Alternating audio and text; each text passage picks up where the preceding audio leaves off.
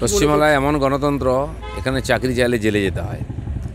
প্রতিবাদ করার, প্রোটেস্ট করার, র্যালি করার, ধর্না করার অনুমতি পাওয়া যায় না, তার জন্য হাইকোর্টে যেতে হয়। পশ্চিমবাংলায় নাকি সব দিক দিয়ে এগিয়ে।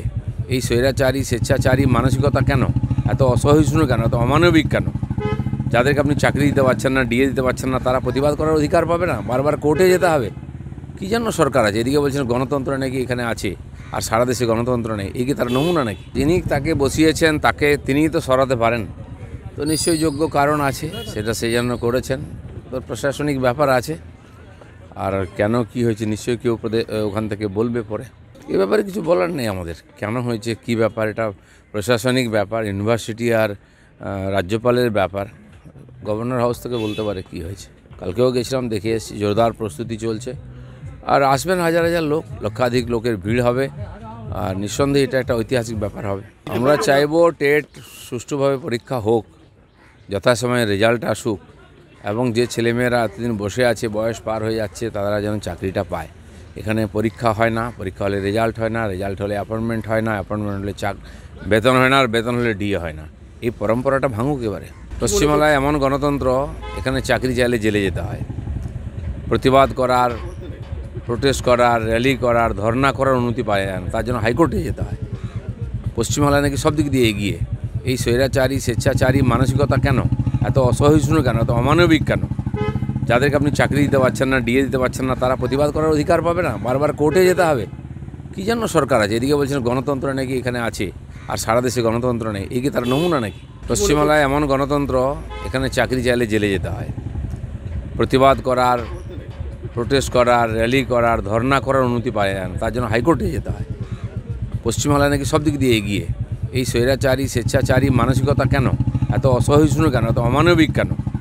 যাদেরকে আপনি চাকরি দিতে পারছেন না, ডিএ দিতে পারছেন না, তারা প্রতিবাদ করার অধিকার পাবে না? বারবার কোর্টে যেতে হবে? কী জন্য সরকার আছে? এদিকে বলছেন গণতন্ত্র নাকি এখানে আছে, আর সারা দেশে গণতন্ত্র নেই। এই কি তার নমুনা নাকি? যিনি তাকে বসিয়েছেন, তিনিই তো সরাতে পারেন। তো নিশ্চয়ই যোগ্য কারণ আছে, সেটা সেই জন্য করেছেন। তো প্রশাসনিক ব্যাপার আছে, আর কেন কি হয়েছে নিশ্চয়ই কেউ ওখান থেকে বলবে পরে। এ ব্যাপারে কিছু বলার নেই আমাদের, কেন হয়েছে, কি ব্যাপার, এটা প্রশাসনিক ব্যাপার, ইউনিভার্সিটি আর রাজ্যপালের ব্যাপার। গভর্নর হাউস থেকে বলতে পারে কি হয়েছে। কালকেও গেছিলাম, দেখে এসেছি, জোরদার প্রস্তুতি চলছে। আর আসবেন হাজার হাজার লোক, লক্ষাধিক লোকের ভিড় হবে, আর নিঃসন্দেহে এটা একটা ঐতিহাসিক ব্যাপার হবে। আমরা চাইবো টেট সুষ্ঠুভাবে পরীক্ষা হোক, যথাসময়ে রেজাল্ট আসুক, এবং যে ছেলেমেয়েরা এতদিন বসে আছে, বয়স পার হয়ে যাচ্ছে, তারা যেন চাকরিটা পায়। এখানে পরীক্ষা হয় না, পরীক্ষা হলে রেজাল্ট হয় না, রেজাল্ট হলে অ্যাপয়েন্টমেন্ট হয় না, অ্যাপয়েন্টমেন্ট হলে বেতন হয় না, আর বেতন হলে ডিএ হয় না। এই পরম্পরাটা ভাঙুক এবারে। পশ্চিমবাংলায় এমন গণতন্ত্র, এখানে চাকরি চাইলে জেলে যেতে হয়। প্রতিবাদ করার, প্রোটেস্ট করার, র্যালি করার, ধর্না করার অনুমতি পাওয়া যায় না, তার জন্য হাইকোর্টে যেতে হয়। পশ্চিমবাংলায় নাকি সব দিক দিয়ে এগিয়ে। এই স্বৈরাচারী, স্বেচ্ছাচারী মানসিকতা কেন? এত অসহিষ্ণু কেন? এত অমানবিক কেন? যাদেরকে আপনি চাকরি দিতে পারছেন না, ডিএ দিতে পারছেন না, তারা প্রতিবাদ করার অধিকার পাবে না? বারবার কোর্টে যেতে হবে?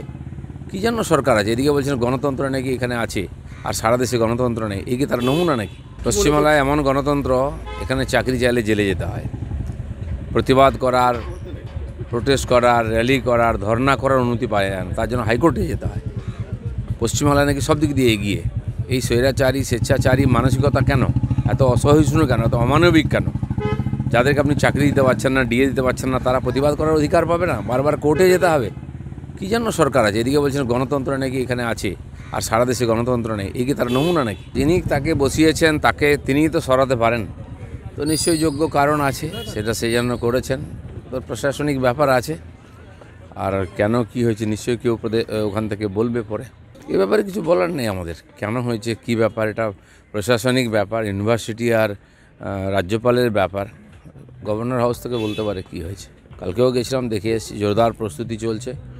আর আসবেন হাজার হাজার লোক, লক্ষাধিক লোকের ভিড় হবে, আর নিঃসন্দেহে এটা একটা ঐতিহাসিক ব্যাপার হবে। আমরা চাইবো টেট সুষ্ঠুভাবে পরীক্ষা হোক, যথাসময়ে রেজাল্ট আসুক, এবং যে ছেলেমেয়েরা এতদিন বসে আছে, বয়স পার হয়ে যাচ্ছে, তারা যেন চাকরিটা পায়। এখানে পরীক্ষা হয় না, পরীক্ষা হলে রেজাল্ট হয় না, রেজাল্ট হলে অ্যাপয়েন্টমেন্ট হয় না, অ্যাপয়েন্টমেন্ট হলে বেতন হয় না, আর বেতন হলে ডিএ হয় না। এই পরম্পরাটা ভাঙুক এবারে। পশ্চিমবাংলায় এমন গণতন্ত্র, এখানে চাকরি চাইলে জেলে যেতে হয়। প্রতিবাদ করার, প্রোটেস্ট করার, র্যালি করার, ধর্না করার অনুমতি পাওয়া যায় না, তার জন্য হাইকোর্টে যেতে হয়। পশ্চিমবাংলা নাকি সব দিক দিয়ে এগিয়ে। এই স্বৈরাচারী স্বেচ্ছাচারী মানসিকতা কেন, এত অসহিষ্ণু কেন, এত অমানবিক কেন? যাদেরকে আপনি চাকরি দিতে পারছেন না, ডিএ দিতে পারছেন না, তারা প্রতিবাদ করার অধিকার পাবে না? বারবার কোর্টে যেতে হবে?